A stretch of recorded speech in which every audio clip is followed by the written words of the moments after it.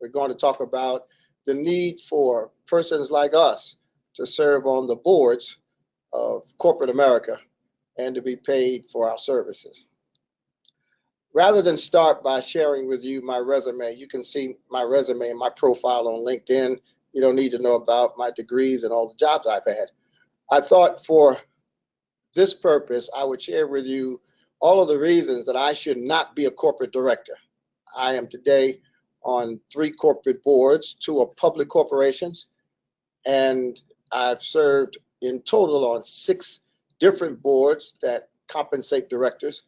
And the reason I wanted to share with you this perspective is to assure you that some of the barriers that we have in our minds, some of the reasons we carry around as our thoughts that would prevent us from being corporate directors are certainly not barriers in the long run as I've learned it. In the first instance, I was born to young parents who had modest means. My dad had 3 jobs and worked his way through college. And so I was not born in a royal family. I wasn't born in a wealthy family, a well-connected family, small town. I grew up in and parents who were just normal. I had some legal infractions in my late teen years. I won't go into detail there, but just suffice it to say that I had sufficient encounters with the local law enforcement community to disqualify me from many of the opportunities that I've been able to be blessed to have.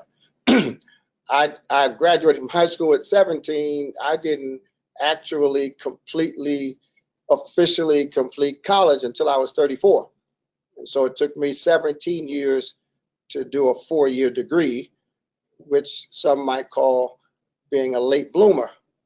I had no major sponsors, no one that had experience being a corporate director took me under their wing. In fact, that's a part of what motivated me to do what I'm doing tonight. And financially, I was not the best person handling money. I didn't have a real savings account until I was 36 years old.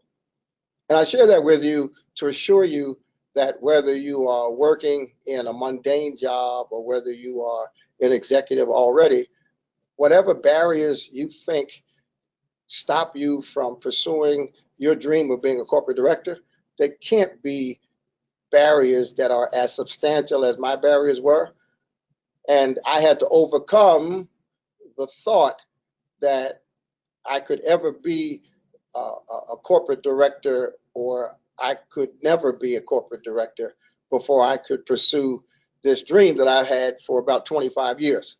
So make a list of all the reasons you think you cannot be a corporate director and just put a line through them, because if I can do it, you can do it too.